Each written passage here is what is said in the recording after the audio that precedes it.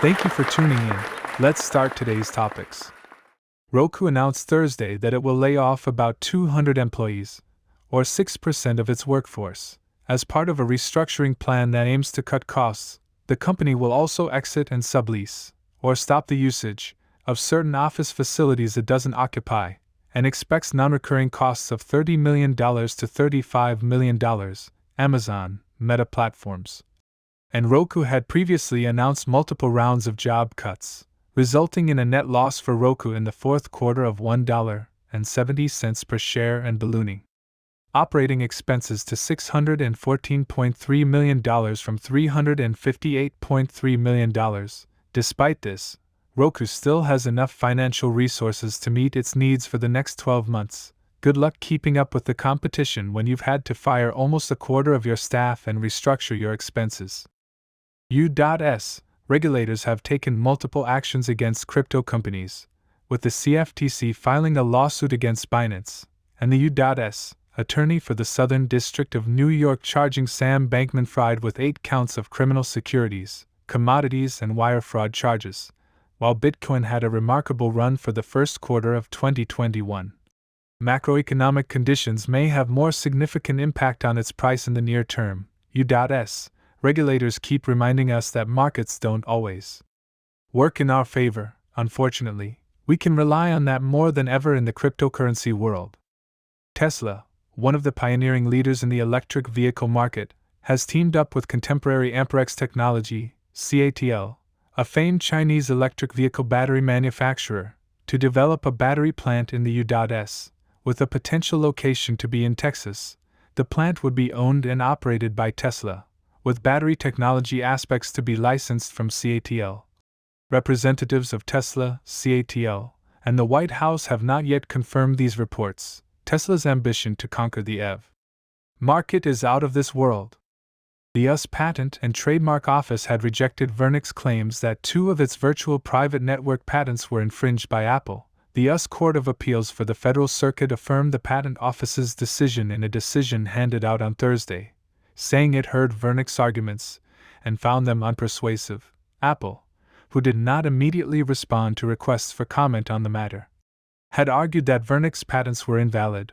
Vernix CEO Kendall Larson said in a statement late Thursday that they disagree with the Federal Circuit's decisions in light of its past rulings on these same patents, and added that they will be evaluating all available options. Looks like the courts have spoken, and unfortunately, Vernix didn't get the verdict they were hoping for. Google Cloud, a part of Alphabet, has accused Microsoft of unfairly taking advantage of the cloud computing market. Microsoft responded to the accusations with a blog post in May, saying it only holds 20% of the global cloud services revenue share. Microsoft then again addressed the issue in October 2022, when they changed their licensing practices to address cloud providers' feedback. It looks like Microsoft only wants to take over the cloud services marketplace after they've taken over the desktop marketplace. Amazon and Rivian have collaborated to make sustainable shipping a reality. The 2 companies have deployed over 3,000 Rivian electric vehicles in the U.S. for environmentally friendly delivery services. By the end of 2030, Amazon expects to have a total of 100,000 electric vehicles on the road. Perhaps the next step for Amazon is to make all its packaging sustainable too. Getting there not so fast. Chances of the U.S. banning TikTok are uncertain and contingent on the Restrict Act. Even after being heavily criticized in a congressional hearing, some analysts say that a ban holds a less than 50% chance of passing. Through the passage of this bill, the U.S. Commerce Secretary would gain the power to restrict foreign technologies on national security grounds. To move this forward, the legislatures are trying to join forces and amend discrepancies in both the House and Senate bills in order to keep U.S. users from the 150 million users of this Chinese-owned app. With the power of the U.S. Senate and House and the Biden administration's support, it's a miracle that nothing happens in Congress despite intense effort and bipartisan support. Ford Motor recently announced the withdrawal of a petition to deploy a vehicle with advanced driverless features, citing skepticism about near-term prospects for fully autonomous vehicles.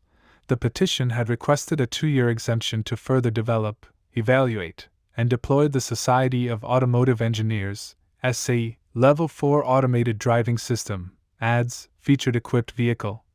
Ford has instead shifted focus to more conventional Level 2 and Level 3 systems which require the driver to remain in control. According to Ford CEO Jim Farley, investment in autonomous vehicle technology to date has resulted in a lack of a profitable business model, yet another example of why investing blindly in technology rarely pays off. Roku announced Thursday that it will be cutting about 200 employees, or 6% of its workforce, to reduce annual operating expense growth and to prioritize projects with a higher return on investment. The streaming device maker also plans to exit and sublease certain office facilities in connection with the plan. Roku expects to incur $30 million to $35 million in non-recurring costs, including severance payments and impairments related to lowering its real estate footprint.